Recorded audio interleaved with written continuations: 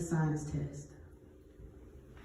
The pterodactyl's crimson, triangular-tailed head, and the escalator-like galaxy open up this layer of iridium, means winged finger, skin and muscle membrane to back keratinous ridges, spells fusion, low junction in the skull.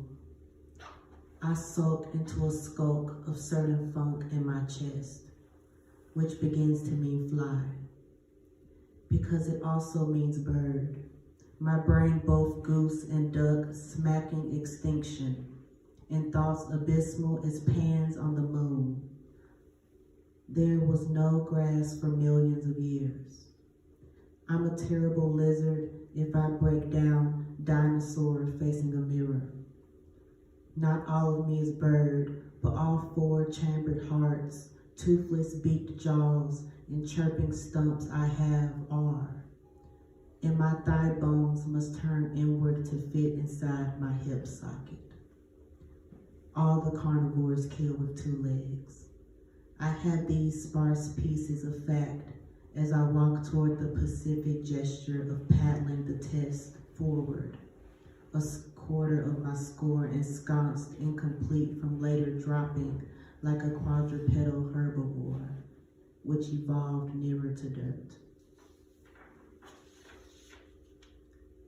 Self-portrait as a band audition.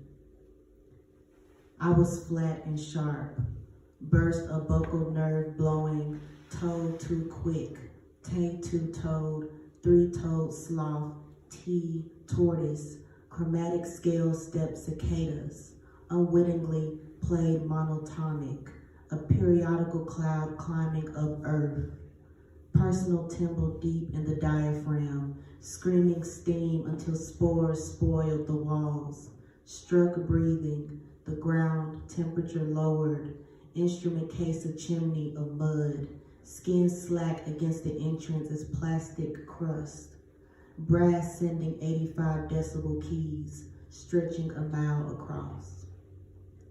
The spit bolt spilled a clear, viscous body of tar, and the trigger tenor's tone reverberated, stoking cracks in the bandwidth of each brick.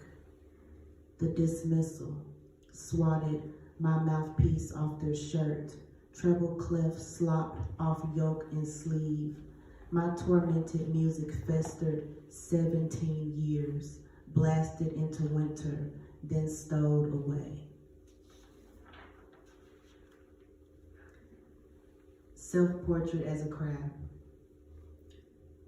My backward crustaceous gait during thunder pinches aptness to endure hydrostatic pressure, a kaleidoscope of collected coral amber where palm trees constantly stumble as dwarf stars, containing brilliance, the mistakes of 99 million years ago eye stalks, light sensitive, scouting sun and moon, and I instantly disguised in shingles instead of any positive capability, periscope skyward biting on booms to blink, pincers navigating bleakness, cold ocean, bottom, knee joints stuck toward the sides, flattened, swimming, to have swam, gulfed and scavenged, acquired gills to sunken soak and stored moisture to crop up,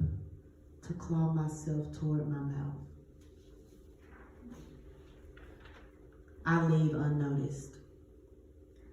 Faucets and pipes continue leaking. The perishables call and respond their song of tuneful rot. Ants snowball and bolt toward the kitchen. Lights shut off, then others come, eat decaying matter in solid darkness. Dust mites finish the last skin flakes. Sago palms outlive the pets, which starve or perform and escape and get attacked by predators. Ivy covers the stucco and spreads into spaces between wood siding. Silverfish tucked into the glue and acid-free paper of each title on the bookshelf. From my car, I climb a hill that's more mountain, one where I don't see people farther than me until I struggle past the top in the momentum of a silent meteor, the same route where I died, where it was narrow and frigid. A woman suggested I get out and push my car up, despite the 2-ton car flattening me, and another offered to manhandle my car, despite the 2-ton car castrating him. And there were more people with wait a minute bush, thorn fingers, wait and see, 18 eyes behind 3, a wait list, in their cars with weightless music despite the 2-ton car.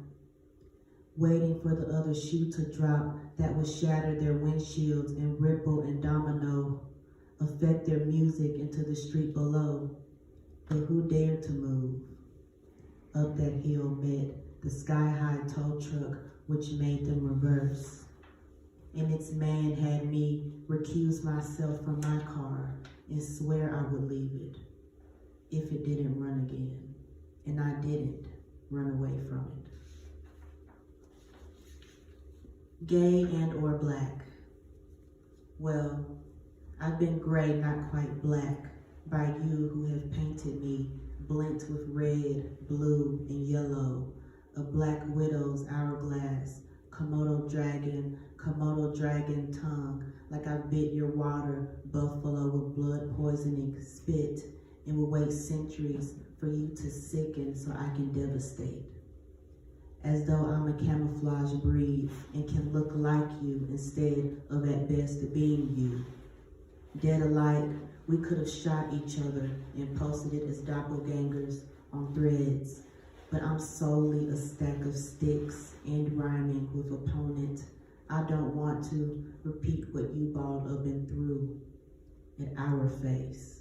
Flared nose, a blowtorch, full lips scaly with grave G and E musical notes guarding you from me so that we pop 6 feet from each other, gassing in our insides, as if we died in the same place but not close enough to die grasping each other. We were best friends, intimate before. I told you, sometimes, strangers in stiff climates, 1,000 times 1,000 years before I could escape. I resent convincing any of you that I belong to vulnerable populations, that I am as human, could be as venomous as you think. 21.